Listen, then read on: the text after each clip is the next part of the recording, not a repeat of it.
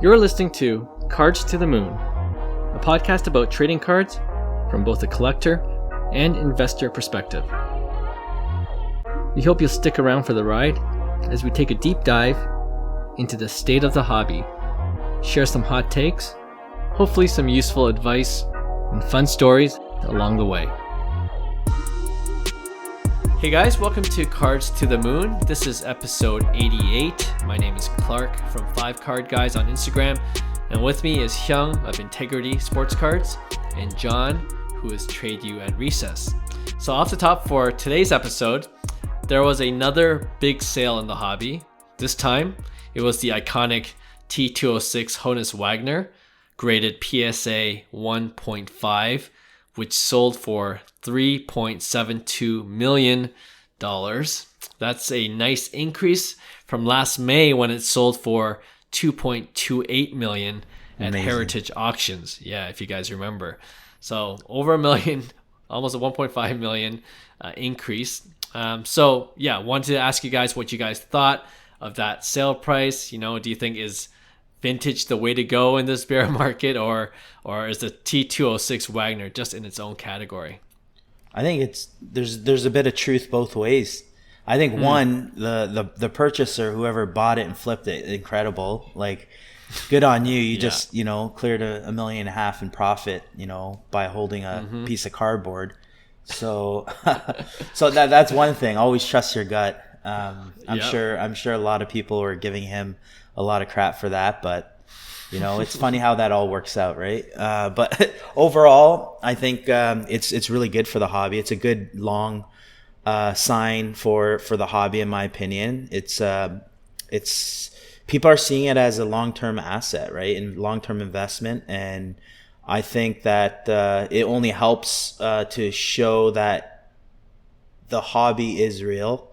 As in terms of a long-term investment strategy, I think there's a lot of, and that's why you're seeing it in vintage. And we kind of talked about this on our earlier shows, that vintage would be probably the first thing that would correct itself in a positive way, because there's so many deals out there before, and what guys have accomplished from a baseball perspective in terms of the history of baseball, and you talk about that Honus Wagner card. I mean, the guy was born in the 1870s, and it's just a piece of history that continues. It's like, as a hobbyist, that card is such a big card to everybody in the hobby, right? Same with the 52 Tops Mantle. There's specific cards that basically stand out, and these are pieces of art that to a lot of collectors in that game, it's art, it's modern, it's art essentially, right? So I don't know if you guys seen the condition of the PSA 1.5. I think it was a new slab too, but man, it got lucky to get a 1.5, to be honest. I wanted to touch on that too. There's pretty bad stains at the back too, but I mean, it's still such a crazy card that $3 point whatever million is incredible, to be honest, and it just shows you like long term. I think there's a lot of hope for the hobby in terms of it being considered an actual investment class, right? So surprised, not surprised at this point. I'm going to piggyback off of what Hyung said. I think when you look at this sale, a lot of people might come out of the gates and be like, you know what, this kind of just proves that the hobby is doing amazing. I'm not going to go that far. Clearly, we're in some tough times right now. We're talking like any investment in general, because real life is happening. But in terms of the Honus Wagner, there are key vintage Wagner 52 Mantle. They're just in a class by themselves. They're like Hyung said, this is now not just a sports card. This is sort of like a, sport category art. Like, it's just in such a different category that if you're the type that has like $10 million is just really means nothing in your pocket, you're sitting on $1 billion and you wanted to invest in something, like, it makes sense. Like, I would too. I'd probably throw some money at some of this vintage. I'll throw some money at vintage art. I'll throw some money at a Honus Wagner. I think it makes sense because not only I think if the sports card hobby continues, I think in general these uber iconic sports collectibles that are in like the art category, it's it's starting to become untouchable. And I think it's even becoming untouchable amongst buyers in the millions of dollars range, right? It just, because number one, it's just, they don't show up, right? So when they do show up, you are throwing everything at it to get it, right? So, yeah, they're in a class of them by themselves. But with that being said, yeah, I think there's like Hyung said, there are opportunities to maybe get into some vintage to kind of shore up your portfolio and make one end a little bit safer. Yeah, I think vintage will move slowly. It's when vintage, as people see these news reports of, the 52 Mantle and the Honus Wagner, it's obviously giving vintage a bit of a boost. But when that also settles and corrects, I think vintage will move very slow like it's supposed to. But it's safe, right? Because vintage, I don't think maybe vintage will get hit during a bear market as much as modern, which is showing. So it's safe. And then in terms of Young's PSA 1.5, I've always wanted that too, man. Like when I look at PSA or SEC, whatever, I'm just, we're no experts. I'm not a vintage expert. But when I see like a SEC 3 or a PSA 1, and the corners are just like as if I whipped the card out of wall like 10,000 times. There's like a crease in it. The entire back is ripped off and missing, and it gets like a PSA 1. Meanwhile, you have a perfectly good card with maybe a microscopic scratch, and it gets 2 full grades down to a PSA 8. Like it doesn't make sense to me. How is that possible that a card is like bent in half?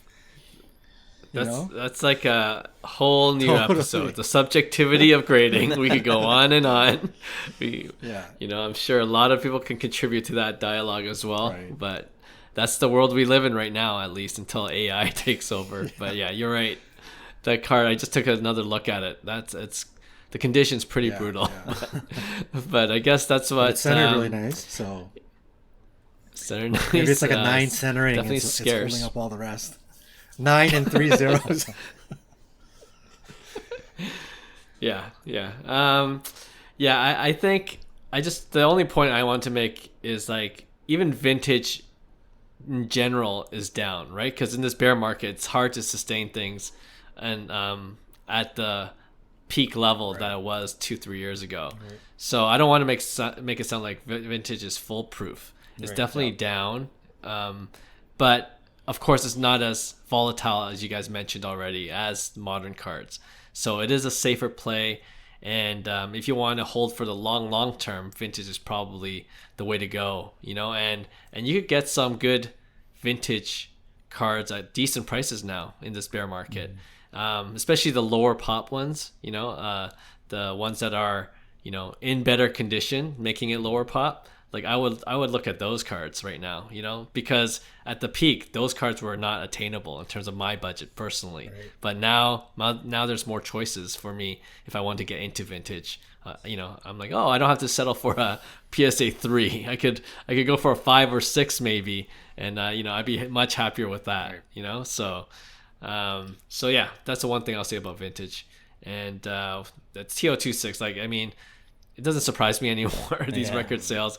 Like, I think we're on an upward trajectory with the Wagner specifically. I think you'll keep on seeing that too, because I think from an economic perspective, I think people don't understand how much cash is out there. And people right now, like what they're doing in terms of their next moves is they're literally stacking cash and buying any good opportunity in the next 12 to 24 months. So you're going to see these things like these T206 cards that pop up. They're going to sell. They're going to sell for a very healthy price because they could park money there and, it will do just fine, long term, right? So there's so much cash out there, and that's something to note that, even though the market's going down, is people are actually starting to invest in real assets, things that actually make sense. And that's what's gonna happen. And I think we're gonna continue to see these big sales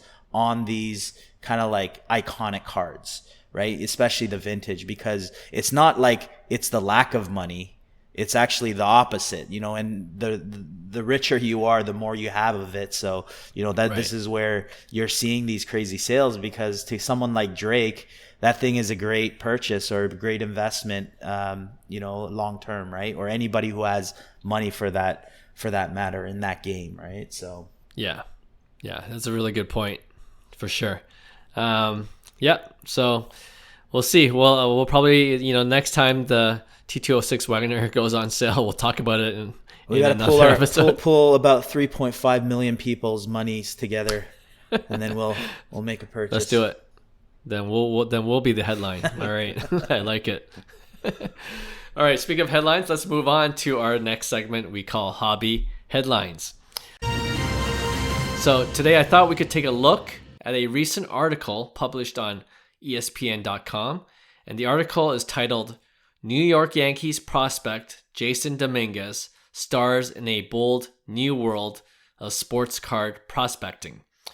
And so we'll go over this article and specifically go over some of the quotes in that article from a few key players in the hobby. And then we'll discuss whether we agreed or disagreed with what they were saying. And if some of our loyal listeners might remember, we did this in episode 71 when we looked at a pretty in-depth article from The Athletic about the state of the hobby. And I thought our discussion went pretty well then. So this will be kind of like our round 2.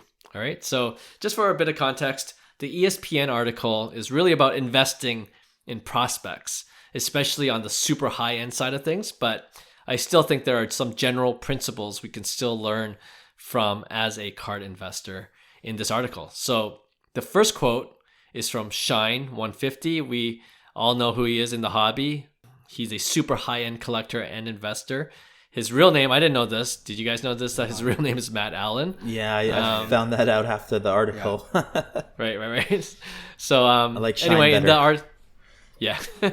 Anyway, in the article, he was talking about the Jasson Dominguez 2020 Bowman Chrome Prospect Autograph Superfractor card, which is a 1-of-1 for people who don't know what a superfractor is, that he had bought for $474,000 at the time. And he says this, quote, "Even if you tried to buy the Dominguez from me for $200,000 more than I paid for it, I wouldn't even consider it. Dominguez is not mature yet, like a bond. You just gotta wait." What do you guys think about that quote? Oh, man. I personally think he overpaid, but I also can't say anything because he's proven over and over again that he's made some big moves that made him a lot of profit, and he's been doing this, and this is the difference between really high-end collectors is they're playing at it in a different game where, he's probably right, and that's the crazy part. Did he overpay? Probably. Is he right? Probably.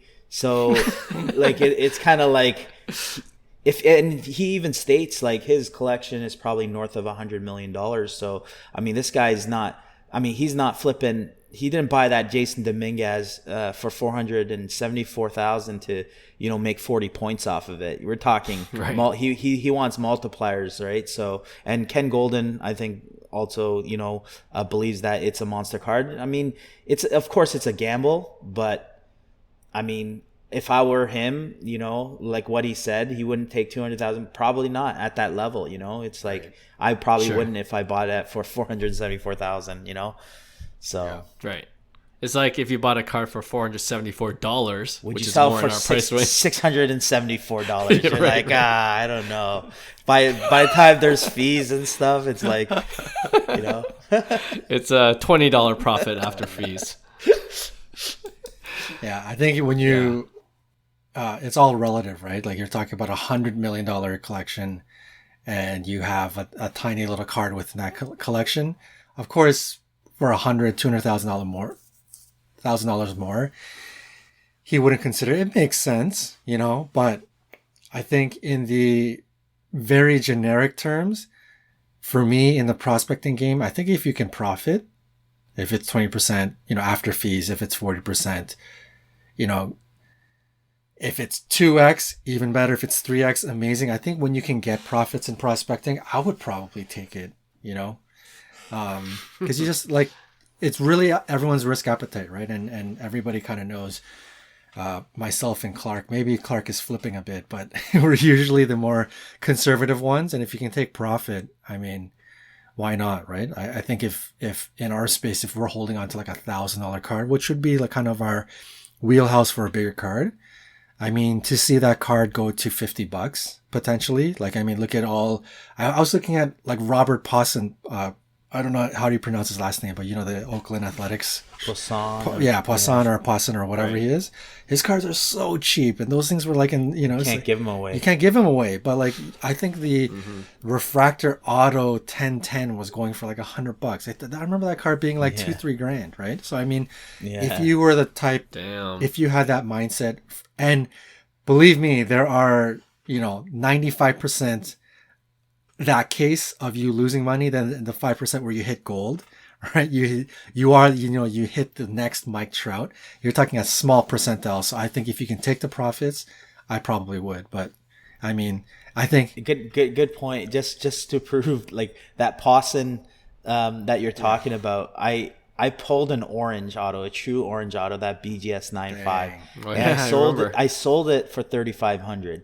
So just to give you context, if I held that, right, and that's the thing with prospecting, this guy was thinking like he'll be the next prospect, big shortstop. Him and Dominguez, and then it was like Witt, like he was in the mix. He's still 2 years away or whatever, right? He's not even close. Honestly, he's not holding his own for sure. So that's the cost of prospecting. It could go to 0 to nothing, or like a lot to nothing really quick, right? Especially these really young stars. Right. Yeah.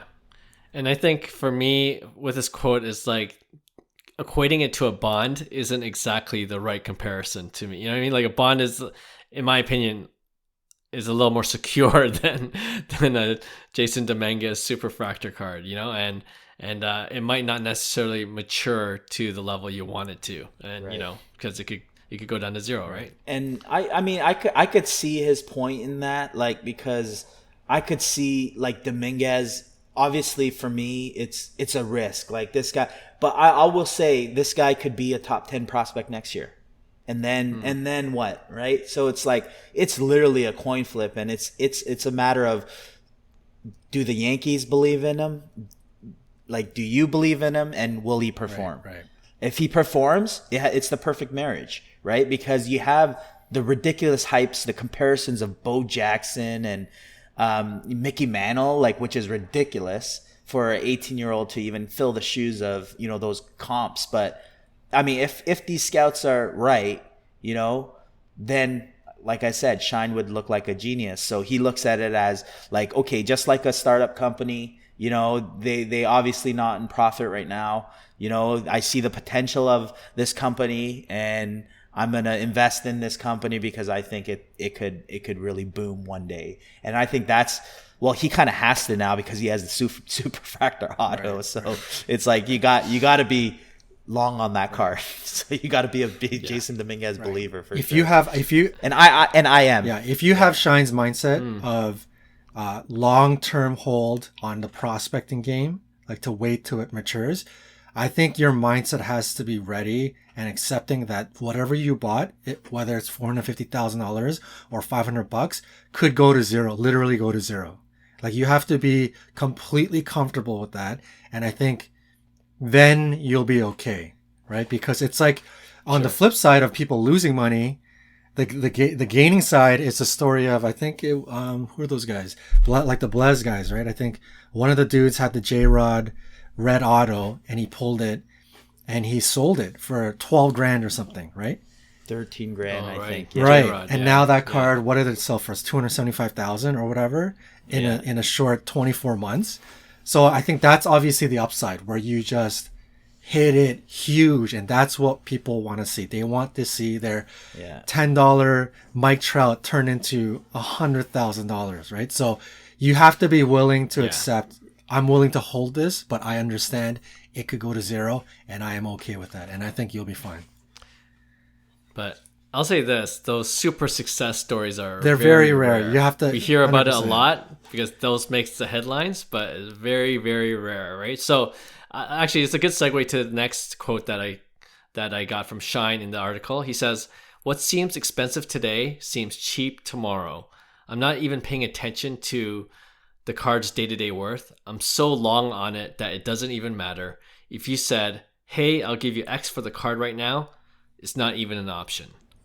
You know what? To me, that sounds like a very confident man in his choices. To be honest, like at the end of the day, he obviously knows what he's doing, and it might sound like crazy and I know that he means that because he had the Wander Franco Superfractor auto that he turned down, I believe, like $2 million, right? Mm-hmm. So like for me, it's like, okay, if he did that with Wander's card, you know, like, and he has Dominguez, and he truly believes that, you know, Dominguez is the future of the Yankees, pretty much. I think he kind of knows what he's doing, and this is the way, you know, successful people think. To be honest, they see like prices not tomorrow. They're not day trading because they're more. And remember, we're used to like $100 cards, $1,000 cards. He's doing this with $1 million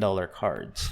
Right. So his cycles are obviously way longer than, you know, our, you know, day trading, you know, every week prices, and like he said, right? So I kind of agree with him because that's the way I see the hobby, to be honest. And if I had the money like Shine did, I would probably do something similar and not dabble into kind of like the cheaper stuff, to be honest. Yeah. Right. Yeah.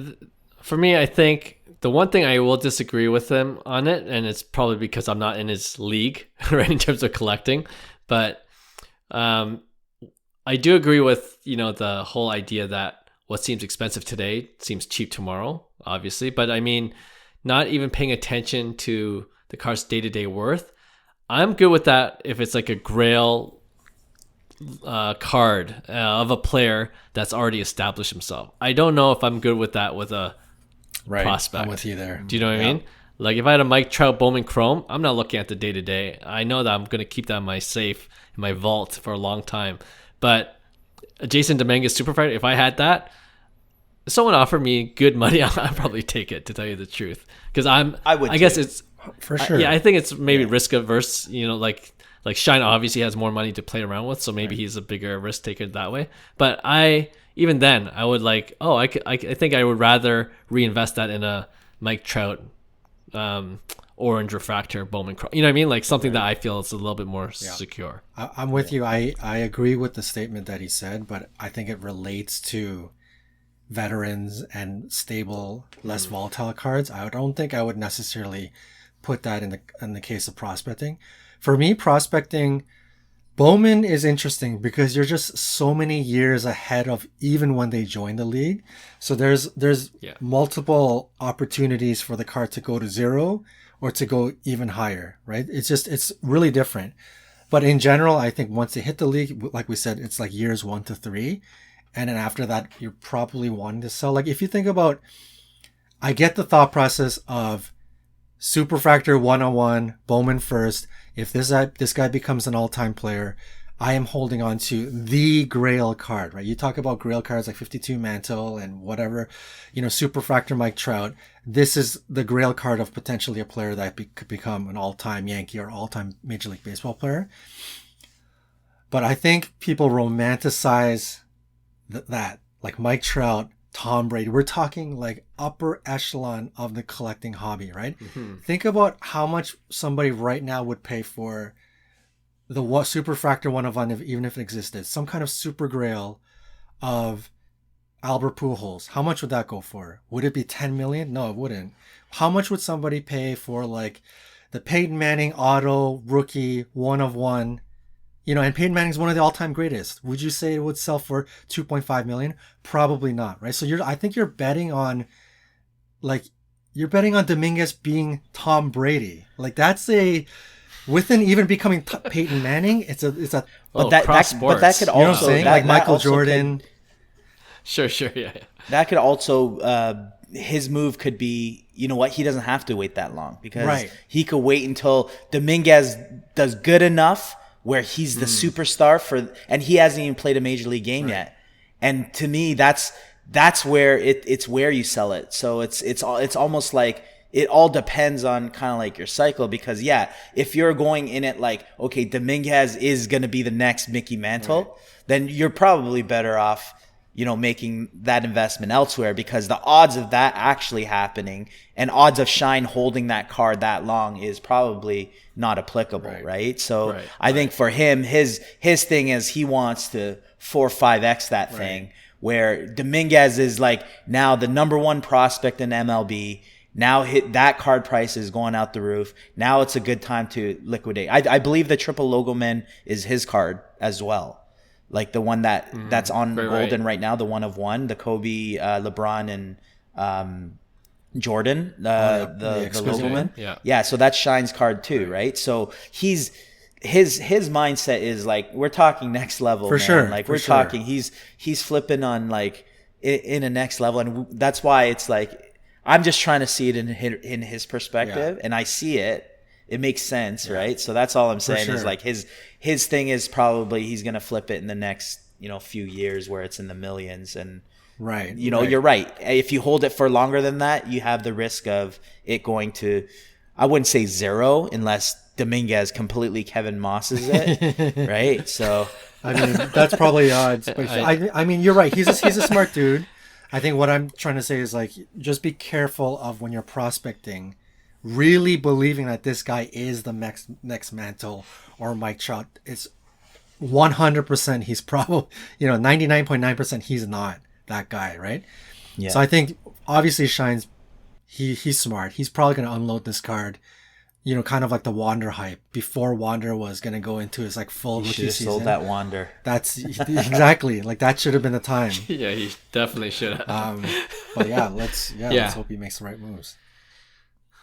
Well, speaking of this card potentially being in the millions, Ken Goldin of Goldin Auction says, quote, "It's common that people are prospecting, but the Dominguez case is prospecting, and I know this is a bad word, on steroids.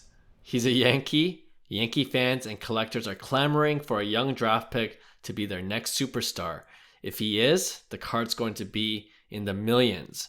So I guess the question really is, do we talk about like, does playing in a big market help the value of the price? I think that's what Goldin's alluding to partially. What do you think of his quote? I think a part of it is obviously he has to hype it, because if they are right, that's what they expect. At least that's what the way they're going to market it, right? Yeah. So they're just waiting for Dominguez to do his thing, and he's in the Arizona Fall League, so I believe he's getting enough to he reached AA as a 19-year-old this year. Hit 2 home runs in his last season game that ended up clinching Norfolk's title, I believe, and he's just experiencing a lot of stuff at a really young age, and I think the reason why his price is tanked in general and people said he was overrated or overhyped because he had so much hype coming in as a 17-year-old. And of course, it's not sustainable for a 17-year-old to do magical things, when you're still figuring out your body and, you're still in semi-puberty, right? So it's like this guy still has a lot more room to fill out and grow. So, I think Ken Goldin has to hype it up. Because of his nature of his business, and he's probably the one selling it because that's what they probably do. And but I don't see it not happening, to be honest. If Dominguez becomes a top 10 prospect, for sure I could see it going crazy. Yeah, I generally take a lot of Ken Goldin's quotes with a grain of salt. Like he kind of, it's kind of like sports card prosperity, like, and I don't mean that in a shade, like I'm not saying he's shady. He's got a business to run, and this guy is marketing. I think the more he markets the sports card industry, it's going to completely help his business. So most of his quotes are going to be, boosting the industry, boosting certain cards, boosting certain topics. When you look at a lot of his comments, it's almost always boosting, right? So that's why you just take it with a grain of salt. It's nothing shady. It's just he's got to do what he's got to do, man. He's running a successful business. He's making a ton of money. So I think when people read Ken Goldin's quotes, just take that stuff with a grain of salt. But I mean, he's like, card's gonna be in the millions, maybe. But he's not wrong about the Yankee stuff. I mean, that's we've known that, right? Like the Yankee market is it's big, and if somebody explodes in the Yankee market, Aaron Judge, you know, it could be, it's on a level that maybe other markets don't see, and it impacts the sports card community in a different way, right? So the Yankee portion is not wrong for sure. Yeah, I would agree with that as well, especially not just being in a big market, but the history behind the Yankees organization that adds value, in my opinion, to the card itself, you know? Like, you know, we joke that Aaron Judge's 62, like, doesn't really break a record, you know, an MLB record, but because he did it in New York with the Yankees, like, there's this comparison with Roger Maris, another historical baseball card or baseball player, and you know, with his card, and Mickey Mantle, like, and Babe Ruth breaking his record, like, he's being compared to those guys because they all played for the same team, and that just adds to the narrative of like his accomplishment, you know, this year. So, you know, do I think Aaron Judge, if he hit 62 home runs for the Toronto Blue Jays, would that, you know, impact his value? Like, it would have gone up, but I don't think it would have gone up as high as it has him playing for the Yankees. So I think that's just a reality of baseball card collecting. If you're a Yankees fan, or if they're a Yankees player, then yeah, you just have a lot more fans to sell to. All right, so here's another quote from Ken Goldin, and you know, just with what John said about taking things with a grain of salt, I wonder if this applies as well. He says, cards were never considered an alternate asset class until the last 5 years. People are looking at cards kind of like the next big biotech company. So do you think that's hyperbole, or do you think that's true? I think a bit of both. And it goes back to kind of like my last point, but I also believe that it is considered an alternative asset class because like the amount of, you know, cash honestly is valueless. And a lot of these people that come into this area space, you know, they're looking for long term in terms of an actual asset class, right? So yeah, I think that's going to be huge with technology because it's going to just give more options to be able to invest than even though you might not physically have it. I know it's still young, and I've been saying this like earlier that, you know, stuff like technology is going to come to play where it's going to totally change the investment game of these alternative asset, and even technology from the crypto side will eventually play into effect. So yeah, I agree with him in terms of it being an alternate asset class. I think if you look at, like, I was just thinking of this. Let's just say, you know, I build a real estate empire and, you know, I'm doing well in life and, you know, I have a lot of investments, you know, sporadically poured out into businesses, real estate, whatever it is, right? I would totally go into really, really high end cards because for me, it's like, it's just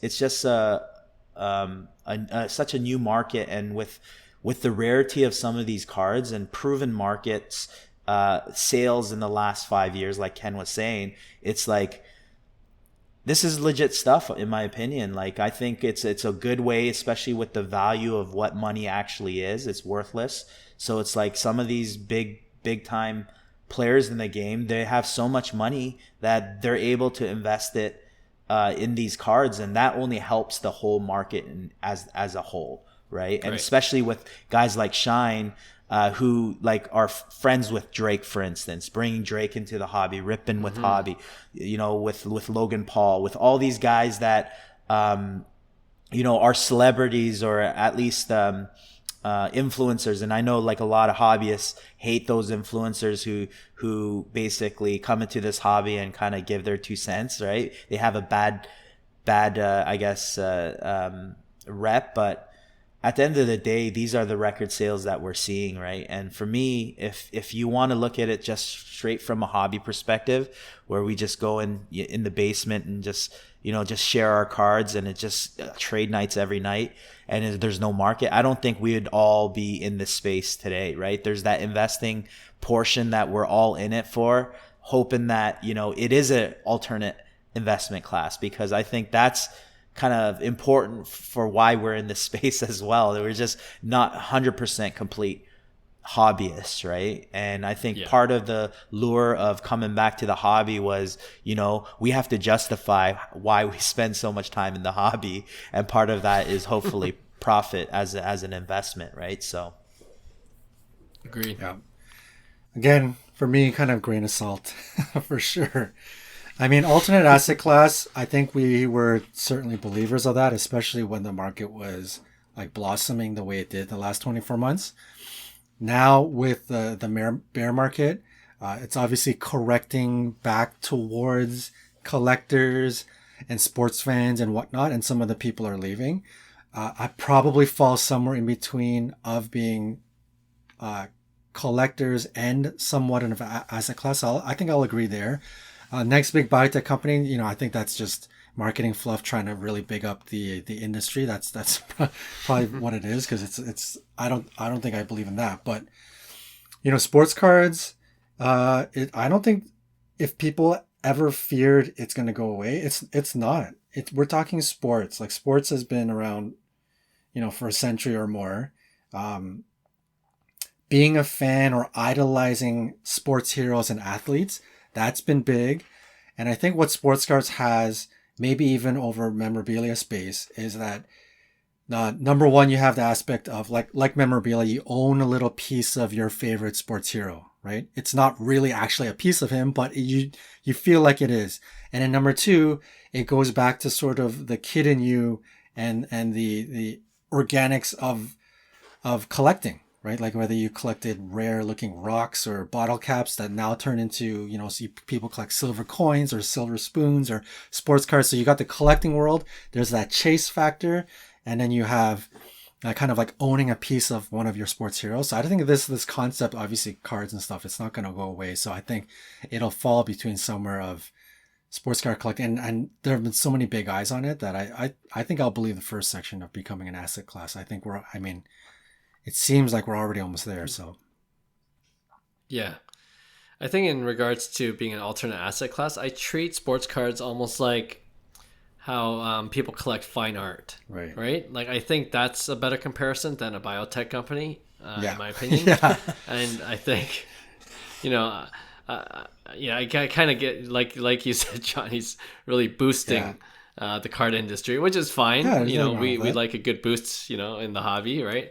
But I treat it more like a fine art, kind of more like fine art. And, people invest in fine art still. Like, that's not going away.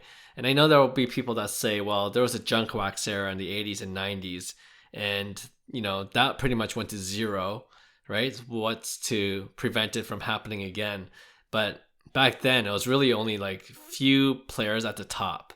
And now we have something called the internet. Now we have something, we have more technology, more innovation is, coming into the space.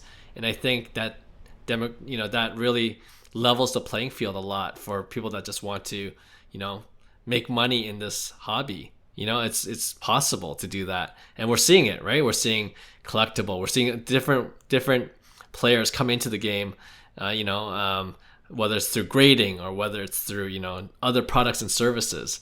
Like, this is an industry that's growing.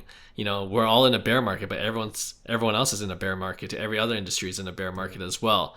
So I think this is much different than the junk wax era, and it's not even comparable, right? So as long as it doesn't go to zero, we're not seeing that. We're seeing it's going down like everything else, but it's maintaining like a base level, and everyone seems to have, or a lot of people that are still in it seem to have optimism that things will eventually be, go back up when everything else in the economy goes back up. So we're just kind of enjoying mostly as collectors now, because as investors we're not making that much money.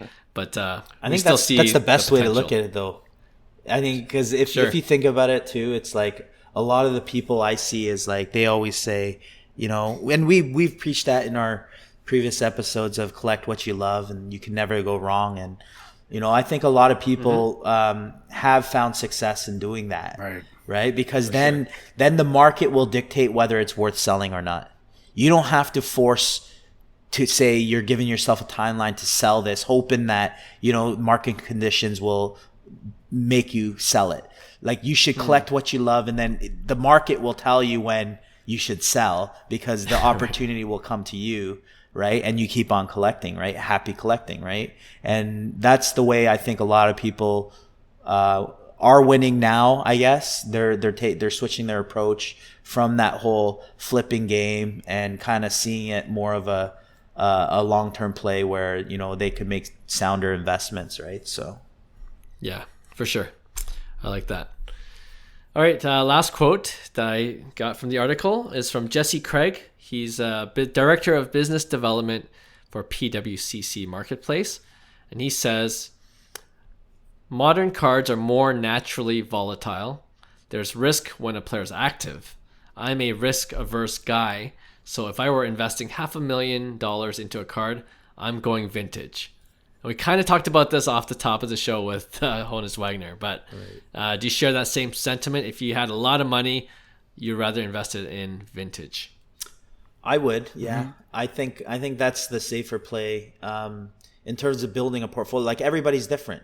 It's like, what if you have $100 million portfolio? Then the modern flip might be more attractive, you know, like a Jasson Dominguez, because you're trying to 5x that, whereas the vintage is more of a kind of long-term play, right? So it all depends on where your mindset is at, and some people are really, really, really rich that like this, like we do. We sometimes like day trading because of the flip, because there might be a good opportunity to make, you know, a quick flip, and these guys are just doing it at extra zeros, like a few extra zeros on it, right? So it's like, but someone who like us, who would never drop like $500,000 on a card right now, we would say if we did have that money, we would go into vintage, only because we don't have the $100 million of other liquidity assets that we could justify it. Exactly. So it's all depends on your perspective, right? If I know some people with that kind of money, so it's like they would be like, yeah, let's go volatility, right? And I was sort of that way too on the cheaper stuff, right? I like the volatility on the cheaper stuff. So yeah. Obviously, I agree, because if I had that money, I'm probably going vintage with it as well. But if it's a bit of a little bit of a tongue-in-cheek stab at Shine, I think, for a guy like Shine, at the same time, it's because he also mentions how he turns in the article, he turned some of his profits from his other businesses into his passion. Like he redirected into his passion. So by saying passion, he's into collecting. Like he loves doing this. And if you're into collecting, we always say collect what you love. And if collect what you love is only modern players, then so be it. And that's your play, right? So that's why he loves the Luka logo man, and he loves the, Wander Franco Superfractors. That's what he enjoys staring at, right? Like as much as you might think the 52 mantle is by far the better investment and it's going to make me the most money, Shine might be like, I don't like looking at old cards. They don't do anything for me. I like looking at Luka logo man. I'm going to go for that, right? So, I mean, it's a mix of everything. I think if you're how much risk you're willing to take, what cards you're enjoying, what do you collect, it's all of that mixed in. I know it's such a wide range of such a wide answer, but I think you have to mix everything in to play, and you have to enjoy your card. You don't just buy things because somebody tells you. Even if we tell you go out and get vintage because it's going to secure your portfolio, and that's a smart move to do. If you don't enjoy vintage, don't do it. Yeah, for sure. I think if I had $500,000, is that what he says? If I had $500,000, I think I would go half, maybe a quarter vintage. Yeah, if I'm being really honest with myself, probably like 100,000 into vintage, and then 400,000 to play all modern all the way, man. Hyung, I can't believe. You're the guy's volatility, that's where the excitement's like the volatility. Yeah, absolutely. I didn't know we could break it up and use $100,000 to rip. If that was the case, then we're ripping NTs all day. That's so true. We're going all in. True. Oh, you know what? I'm reading the quote again. It says into a card, so I guess you had to choose one card. Yeah, okay. yeah. Okay, got it. All right. It's Luka logo man. Yeah, right. Yeah, no, I'm pretty still risk averse in a lot of ways. So yeah, I'll go vintage as well. But like a Jackie Robinson, one of my grail cards. Yeah. But yeah, if I could break it up, yeah, definitely take a few risky plays. All right, great discussion, guys. We'll put a link for the article below in our show notes. If any one of our listeners wants to read the whole thing, we'll have it for you there. All right, let's go ahead to our next segment we're calling Target Price. So this is a new segment that we were discussing off air because we couldn't believe how far some of these iconic cards have fallen in value during this bear market. So I thought I'll throw out a dollar amount for a specific GOAT type card or iconic card, and you tell me if you think we'll hit that target price within a year. That's our timeline. And if it does, would you buy it at that target price? Okay? So I have 5 cards that I looked up. And actually, I'm going to start with the Mike Trout Topps Update PSA 10. Hyung, that's the one you were talking about. It's kind of recently sold for a low, all-time low, I believe, or within the last 2 years at least. 1536. 1536, right? Yeah. Yeah. So target price 1,000. Do you think it'll hit that target price within a year? Going into the off season, and because there's a pop of 5,000 plus, I think there's going to be a lot of people unloading before November, December. So I don't personally think it'll go under 1,000, but I think it can, just because of the whole scare with Mike Trout, with everybody, and with the high pop count. I think the market correction should be around 1,000 to 1,500. So, I mean, I think I just looked at the data and it said 1,450 was the low price. So we've kind of hit a resistance at that 1,450, 1,500 marker, but it is on a downward trend from the last 3 months. And it was up above 2,000. So it's been, for the last 3 months, it's been a slowly like 25% decline month to month. For the last 3 months. I still think it's going to keep on going, especially with the bear market, with the pop count, and where the economy is going. I think people are going to there's going to be more sellers than buyers, right? And usually that's the case, what tanks the price. And there's going to be a point where, people pick it up, right? They have target prices of like 1,000 for me. I'm waiting till 1,000. If not, I'm going to just pass on it because I don't think it's worth $1,000 where I could make enough money, in the future or put it part of my PC. Okay. John? I could certainly see it correcting even further to the target price of 1,000. I could see it. I think the market, people will say all time, like they'll make a list. I think I've seen it recently.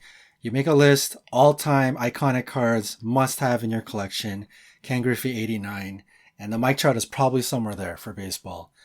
And it's a correct statement. It's an all-time iconic card, but I think the market is clearly shifting, right? Like people are, as much as something is iconic, people are kind of shifting away from base paper, and they want something more special. So I maybe somebody does want to collect Mike Trout. They want to take advantage, but they're going to want to go for Bowman Auto, the Bowman First Auto, right. Or they're going to want to go for a Mike Trout game used autograph, PSA 10, autograph 10. Something that's a bit more rare, that's a little bit out there.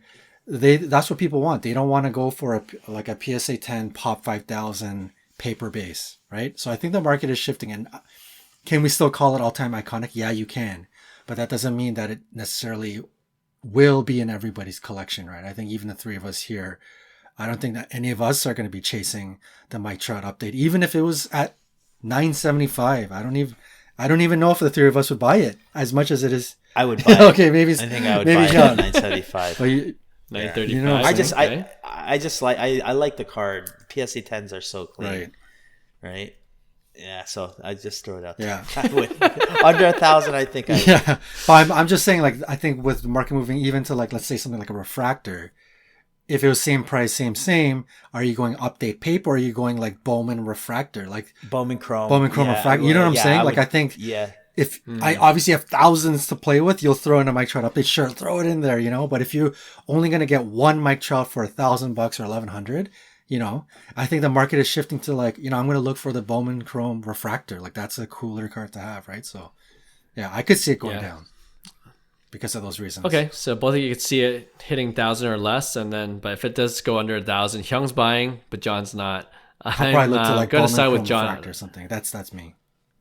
Mm-hmm. Yeah, I'm going to go with John too. I'm not buying. I think it'll definitely hit 1,000, especially with the pop count of 5,000 plus. I didn't know it was that high actually. So, yeah, I'm not going to belabor the point here, but I think it definitely will sometime in the off season. This particular card, although it's very well known and iconic, like you said, John. I'm going to skip to I had another one, but I'm going to skip to the LeBron James Topps Chrome Rookie PSA 10 because you talked about the base iconic cards. It's kind of the same boat. I lowered the threshold here. Target price of 6,000. Last sold for 7,700. Let me see this time. And we talked about, and the podcast 2,200 if you're looking that up, but we talked about this, like, is it going to go under 10K? No, I can't go under 10K. And now we are in the bear market. Last sold 7,700. Do you think it'll go down to 6K even within a year? Ooh. I honestly don't think it. 6K, I think it What's can. What's the pop count? 3,300 or something like that? It's 2200. 2,200. Yeah. The reason why I say like back in July, and this is off-season basketball, it did go under $6,000. The low price was 57. Right. So I mean, we're getting into basketball season. Obviously, it's dependent on what LeBron does this year. It's going to really determine whether you break that resistance or not, because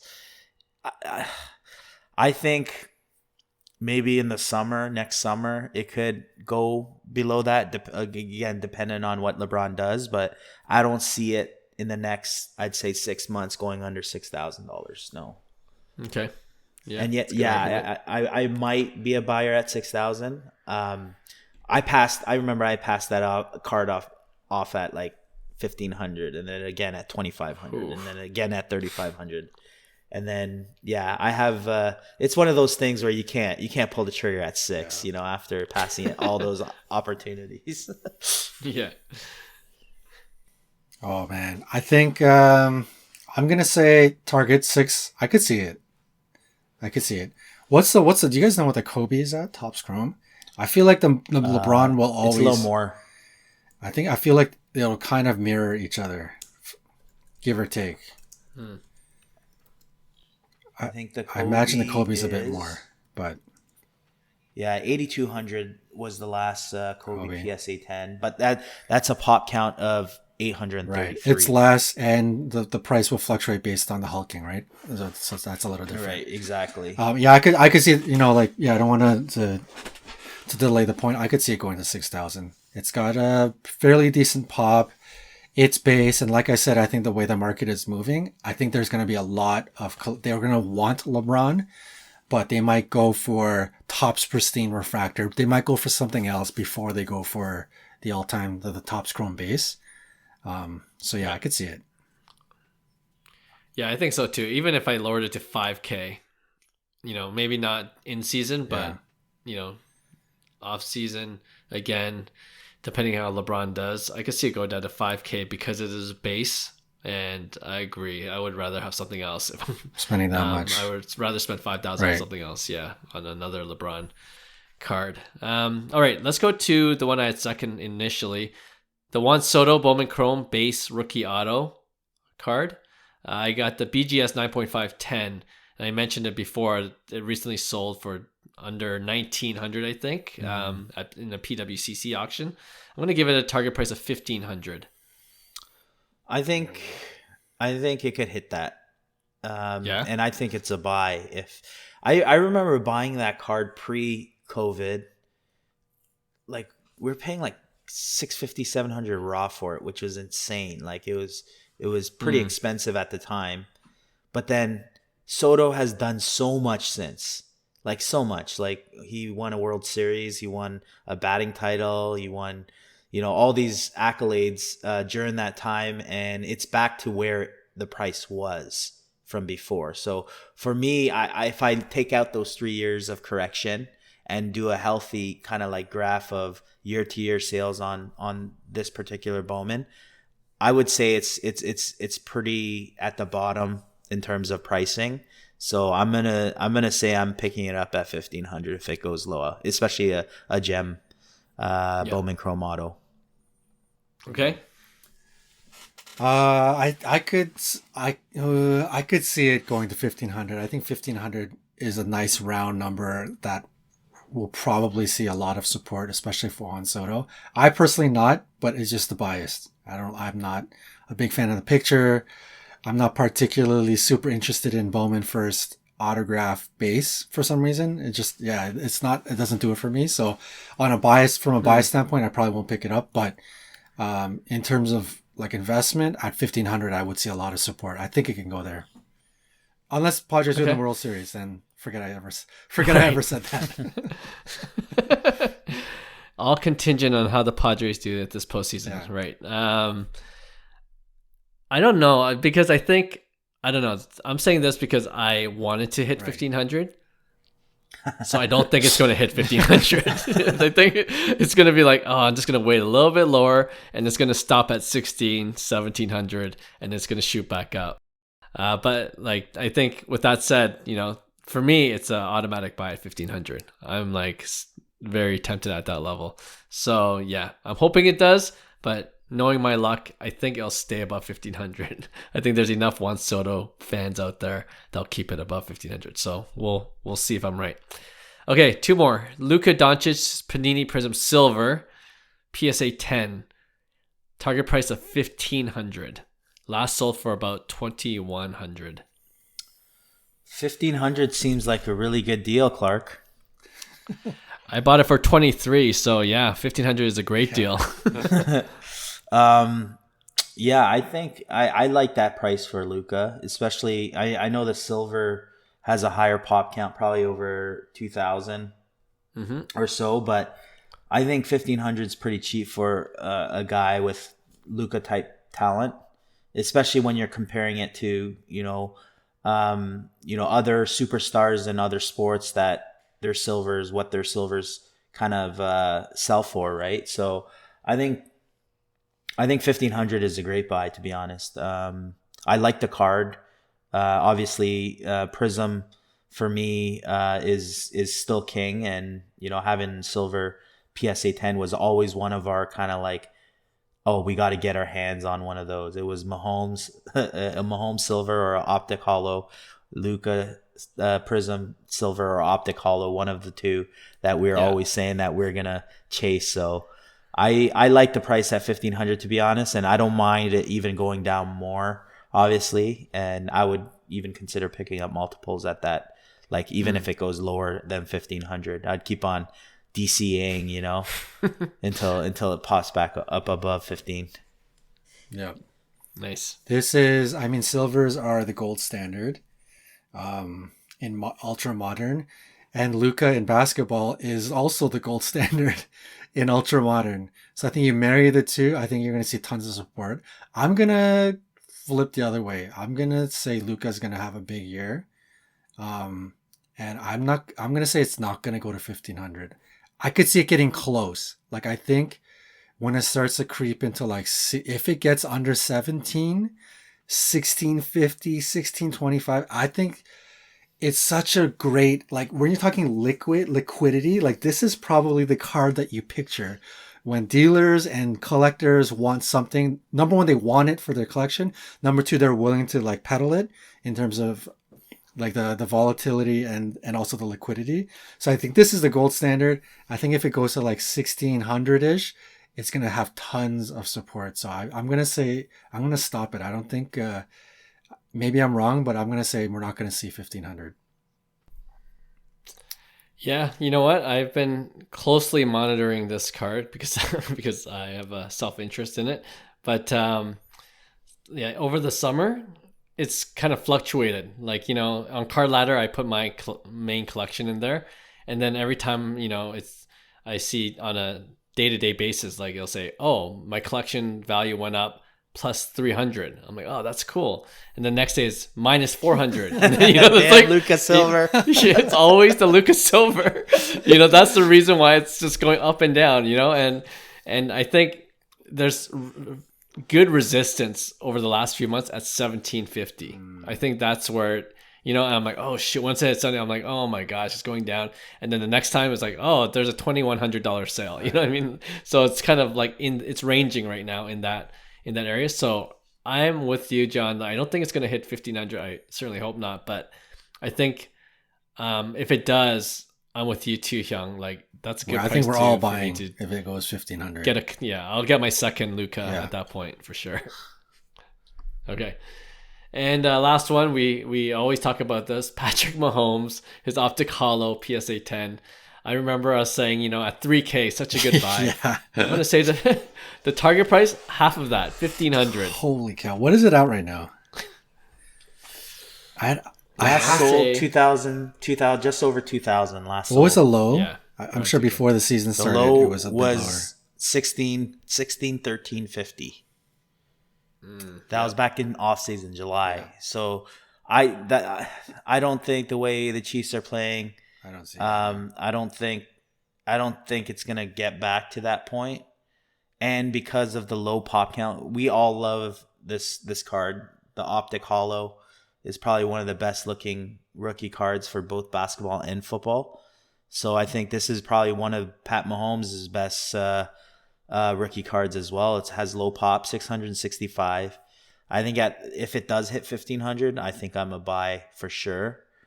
Just because it was always on the wish list, and now that it's flirting at that line, obviously if Mahomes goes deep into the playoffs, you're going to see a little bump. If he doesn't, you're probably going to maybe see it in the offseason next year. But that's the difference is I think his card is more protected than let's just say the Luka Prizm Silver, just because of the pop count, right? So guys like me, I would literally hold that card if it did, go lower. I wouldn't paper hand it and just get out of Mahomes unless something absolutely terrible happened, right? So yeah, I'm a buy at 1,500. Whether it gets to that point, I doubt it, but it's all dependent on, hit the next, I guess, 3-4 months to see. Mahomes continues to prove everybody that every year is not a fluke. He's elite. This year, people are saying, oh, he's missing a bunch of weapons. He's not going to be as good. It's quite the opposite. Obviously, Chiefs are having a lot of success. He's having a lot of success. I don't see it going to 1,500. I really hope it goes to 1,500, but I don't see it. I think you're going to see very similar to the Luka Prizm Silver. I think at the 1,650, 1,750 mark, you're going to see tons of support. And even by the end of the year, maybe at the 2,000 mark, you might see tons of support. So 1,500 is low. I wish it goes to that amount, but I don't see it. Yeah, I'm not going to say much on this. It's kind of the same reason I think it's not going to hit 1,500, what I said about Juan Soto. I want it to hit 1,500, so it's not going to hit 1,500. It's just going to maintain the current levels. And I think you'll start to see an uptick if Mahomes continues to play the way he has been the last few weeks. All right, that's our new segment, Target Price. We'll do it again. I'll look for another new list of 5 cards that are just trending downwards currently. And, some of these cards might be really good buying opportunities in the near future. All right, with that, let's go on to our last segment, our regular weekly segment we call Pick One. And this is when the three of us, we choose 2 cards or 2 sets or 2 players, and we debate which one we would rather invest in. So Hyung, do you want to start things off?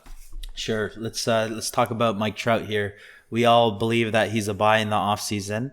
And recently, his 2009 Bowman Chrome Refractor Auto BGS 9.5 sold for 10.4K. So 10.5 grand, which is 54% in the last 3 months in terms of a drop. Right? So we're talking the grail that everybody wants, the type of card, the Bowman Chrome 2009 Trout for 10.5K, which with a 55% like a negative growth in the last 3 months versus a 2003 Topps Chrome LeBron Refractor PSA 9, which last sold for $13.5K, right? And in the last 3 months, there's been about a 7% steady increase in that card leading up to basketball season. So you buying into the LeBron Refractor that you guys all want, or are you gonna go with the Trout Refractor? I think we did something similar earlier, but it's going to be different answers based off of, where you are with Trout now and his prices. Yeah. John, you go first because you're a LeBron hater, so it might be an easier choice for you. I'm going LeBron, man. As much as okay. LeBron. The Trout, I think they're as cheap as that card is, and that's obviously the grail for people that believe in Trout. So somebody like Clark, he's going to really want to target that price at some point. But there's a lot of people that might be off Trout, and that's a lot. It's been happening, right? So Trout is gonna, you're gonna have to roll the dice a bit to hope that Trout either has an 80 to 90% season healthy next year. Like you like that has to happen, right? So there's stuff that really has to happen for Trout. LeBron, it's safe, right? And I think we just talked about the Topps Chrome rookie card PSA 10, about that dropping in price. Guess what? Whoever wanted that Topps Chrome and has been just like, I have to go for this card, but the market is shifting towards something like Refractor. I really think some of that money from whoever is chasing that Topps Chrome card, that money is going to go towards Refractor money. So I think as we move forward, LeBron is always going to be collectible. He's amongst the greatest of all time. And it's the all-time Topps Chrome card, but it's the Refractor, right? And you obviously can't afford the PSA 10. So what's next best? PSA 9. At those prices, even if it's $13,000 versus $8,000 for the PSA 10 Topps Chrome base, me personally, I'm going for a Refractor PSA 9, and I'm sure a lot of people will agree with that. So I think that card is, number one, it's safer, and number two, I think it has just as much legs to go up as the Trout. So it's an easy one for me, LeBron. All right. You know what? I'm going with the LeBron too. Interesting. There we go. Personally, as a collector, I want that Bowman Chrome Trout Refractor Auto. Like, that's a grail card for me. I'm a baseball card collector first, more than any other sport. But as an investor, I don't know. I wouldn't be able to let go of that LeBron, the Refractor PSA 9 for $13K, because as much as I don't like PSA 9s, the only time I do like, or I at least don't mind the PSA 9 is if the PSA 10 is out of reach for most people, which it is for the LeBron James Chrome Refractor. It's like way more than, I think it's $50K plus, right? So the PSA 9 is a good alternative for even other higher end collectors. And so therefore there is a little bit more liquidity there. And if it goes up, then you have like the even higher end collectors in the market for PSA 9s if it goes up. So I think as an investment, and everything that John mentioned, LeBron James as a player, what he's accomplished in basketball, is a safer bet. So yeah, I'm thinking this more as an investor. I'm going with the LeBron Refractor PSA 9. But as a collector, I want that Trout in my collection. Interesting. I'm actually going with the Trout. I just think that, I don't remember the last time it's a good deal. That price was even hit. Like, I remember the 10.4K pricing on the base, and the Refractor, this had to have slipped like really bad. I don't think we're going to see it lower than this, to be honest. So at $10,500, I'm in with the Refractor, especially that it's a gem mint from BGS. And obviously LeBron Refractor is a grail card, so obviously it you can't go wrong with both. I think that LeBron card is just going to be steady, just because the pop count's so low and it's such a desired card of LeBron. But like, rarely would you get to see a Refractor auto of a Mike Trout Bowman Chrome. And I was just looking, he hit 40 home runs, as we know, this season, in ridiculous amounts of games. I think it was 112 119 games. He hit 40 home runs, and he's at 350 for his career. So I'm just thinking, if Mike Trout squeezes out a good solid 4 years, he might hit, 500 before he's 35, which is pretty stupid, right? And I think Albert Pujols was on that pace had he not, gone to the Angels. Like, I think that's the curse. But yeah, I mean, Pujols was right there, but then he ended up squeezing out, whatever he had left in his latter 10 years, right? And we talked about that. So I'm going to say Trout regardless, just because I think he's going to accomplish a lot of things in the next few years that are going to really kind of push the limits of how good he actually is, hoping that he stays healthy, right? So I think he could do it in 3-4 years where he could actually make history with hitting over 500 home runs. So now there's one aspect of Mike Trout that people don't talk about, and maybe it's completely out of whack. Mike Trout getting traded. They talk about Ohtani getting traded and maybe he'll sign elsewhere or whatever. And let's say Angels in the next 1 or 2 years is in they finally decide Mike Trout, he's a broken body. We need to completely reconstruct this team. Man, can you imagine? Because Mike Trout, his biggest knock is not winning. And let's say he goes to the Dodgers or something like that. I could see his card instantly, Dodgers, just instantly exploding. So that's an aspect of Mike Trout cards I think people haven't really thought about, because it's just so out there and seems improbable. But who knows, man? I think something like that could happen. Yeah, good point. All right, Johnny.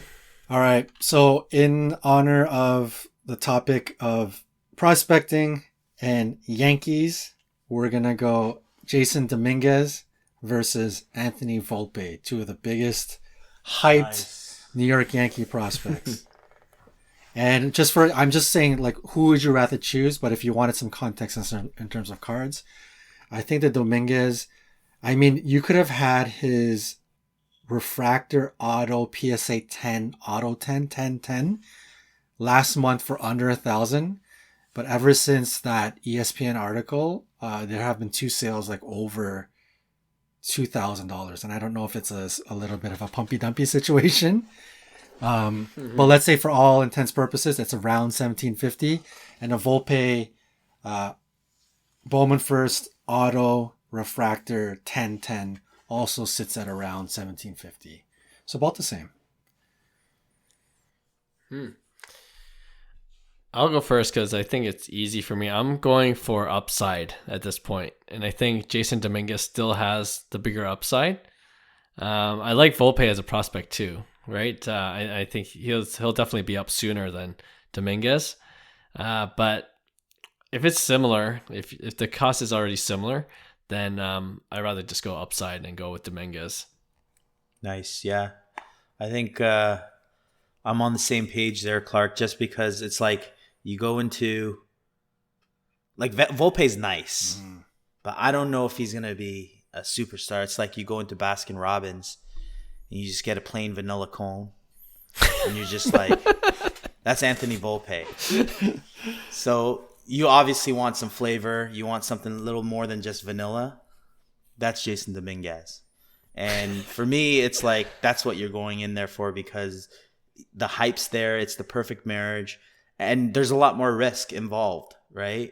I think Anthony Volpe is close. He has his ETA of making it to the majors is probably next season, realistically. He had an okay season. He showed his power numbers. He could run, and I think his ceiling isn't that high, though. I think he's going to be a good player, maybe similar to Bobby Witt Jr., to be honest. But I just feel like Dominguez has such a high ceiling, and with the hype, that if it does pan out, I like my chances on Dominguez, especially from an investment standpoint. I checked the prices. I think a base PSA 10 floating at 800, so refractor at 1750 makes sense. And to me, it's I remember when the Dominguez chase and the Bobby Witt chase was crazy, and everybody didn't even know Volpe. So Volpe's prices are still crazy, but he is the number 1 prospect in the Yankees organization. So he's a safe bet for me. I think he'll have a good major league career. I just don't think that he's going to hit enough in terms of his average. I think he'll run well. I'm just a little worried about, his batting average and the type of player he buys into. It's very similar to Bobby Witt, actually. So I think they're both going to be good players. It's just I just not prefer vanilla ice cream this time. Right. I'm going to disagree with Hyung in one thing. I think Volpe is more like chocolate chip. He's more than vanilla. Okay, give him chocolate chip. I called Bobby Witt vanilla too. He's just get the job done. Some respect on solid. his name. Hey, vanilla ice cream's still good. It is. Vanilla ice cream's underrated. still great. I do like vanilla. Yeah. Underrated. It's just good. Yeah. Correct me if it can't be overrated or underrated. Correct me if I'm wrong. Jasson Dominguez has he could be a home run hitter, right? He has home run ability. Oh yeah, he had 16 bombs. He didn't. He hit 16 bombs this year. Right. But Volpe seems just as powerful. But based on I'm not a prospector, but based on the conversations Hyung and I have had over the last 12 to 24 months. To me, Volpe sounds like the for sure MLBer. Like he is going to be in the league, in the show, probably at minimum a very solid player, if not some ceiling to be like an all-star player. Dominguez, I don't know if he had a decent season, right? So I think that's turning around a lot of people's expectation. But it wasn't looking good at one point. It looked like some people were like, "Oh, I don't even know if he's going to make the league," right? So I think there's a bit of that in him where he may not become anything, but I'm going to have to go with what I said before. And I'm a bit of a coin flip here, but I'm going to give the edge to the home run power potential. I think if any of these prospects have an opportunity to be a part of the home run race, that is the risk to go for the upside. So kind of like Clark saying, kind of going for the upside. I mean, both of you guys are saying that. Mm-hmm. For the reason of home run hitting ability, I'm also going to go with Dominguez. It's going to be a sweep. Nice. Good one. All right, we'll end off with my pick one. On one side, you got Luka Doncic, the 2018 Prizm Rookie Sensations autograph card, PSA 10. Last sold for $3.4K. And FYI, it is a sticker auto. This is why I wanted to put in there. Versus the Luka Doncic 2018 Optic Orange, which is numbered to 199. PSA 10, which sold for $3K. So just a few $100 less. This was a tough one. This threw a wrinkle on my brain a bit because normally I would have picked the orange optic for the right reasons of, low pop. You got low pop, you got numbered, you got colored optic, which we all love, and it's Luka. And the whole deal with Luka's autos and the story of mom signing, I don't know what to believe, but apparently he signed it.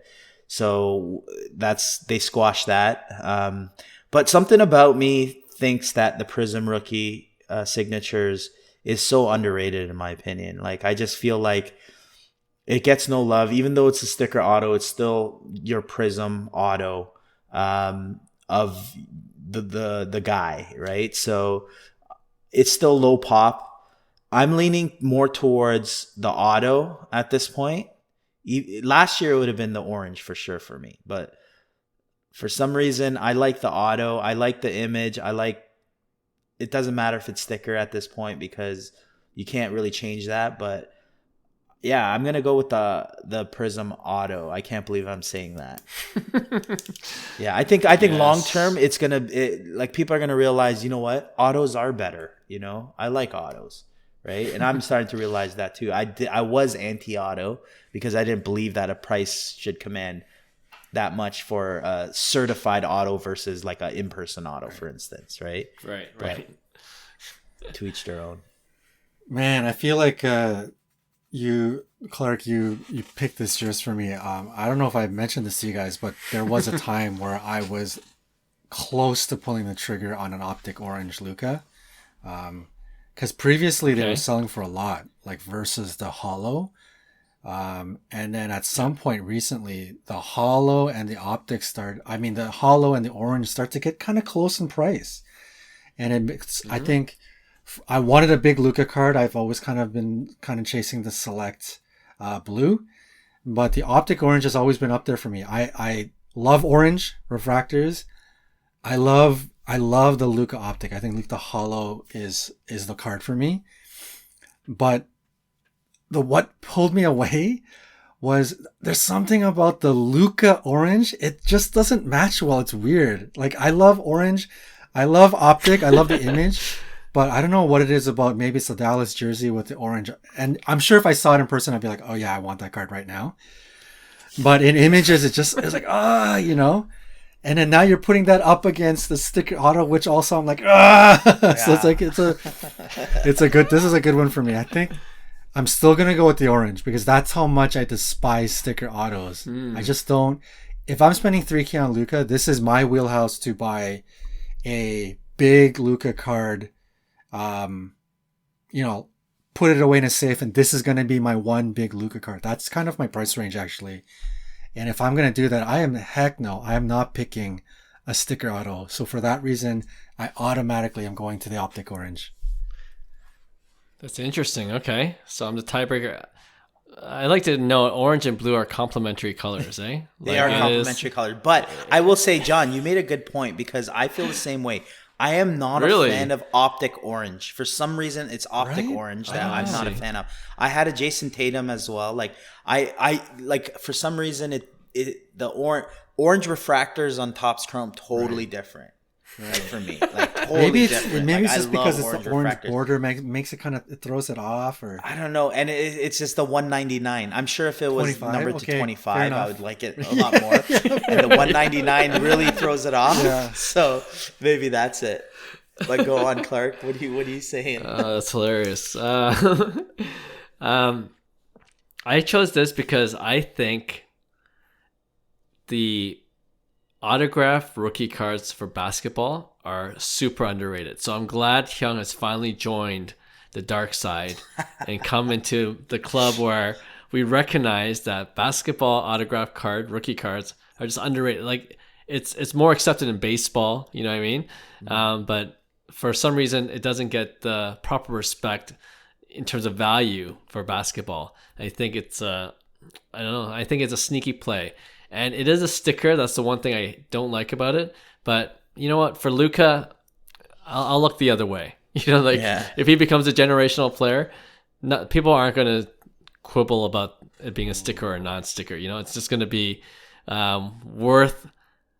You know, it might even be the one that they can get because it'll be cheaper than an on-card auto, but it'll still be worth something, right? So if Luka becomes a generational player, the sticker auto PSA 10 could be. 2018 Prizm could be 10K, let's say, right? And you know, the on-card autos could be 20, 30, but who's going to be able to afford that? Isn't the optic auto the only on-card auto? Yeah. How much does the optic one go for? Because it's a good question. It's more. I think it's lower pop. Like double?